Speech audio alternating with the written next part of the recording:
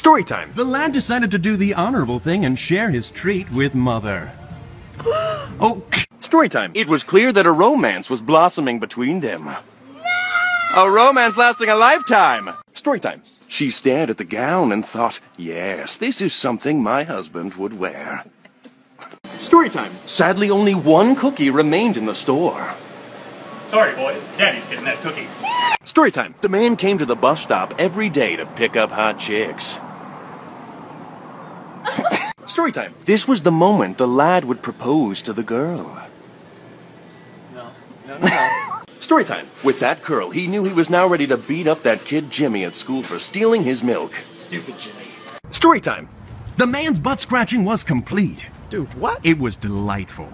True. What? Story time. At last, the two came together for a tender kiss. Oh. Story time. She had been waiting her whole life for someone to sweep her off her feet. And then you feel... Story time. The girl loved smelling her phone. It filled her with delight. She sniffed once more. Story time. The man knew exactly what to do to embarrass his son. Story time. She heard that a kick would release a free movie. She heard wrong. Story time. It became clear to them that one of them had let out a huge fart. Story time. The man was about to step on a snake! On a snake! But he missed it. Story time. He ripped into the bagel ravenously as if tearing into the carcass of a dead gazelle. Dude. Story time.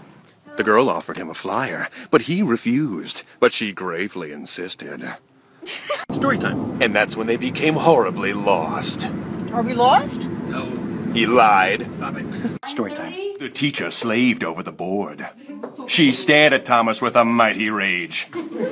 Story time. As he squeezed the melons, he pictured them as the hearts of his enemies. Story time. She then discovered a booger residing in her nose. It would never be removed. Story time. The store clerk believed he had put the wrong cans on the shelf. Ah, but he was right all along. Story time. He looked out at the field of beheaded warriors, and in his hands he held the head of the Pumpkin King. He had won.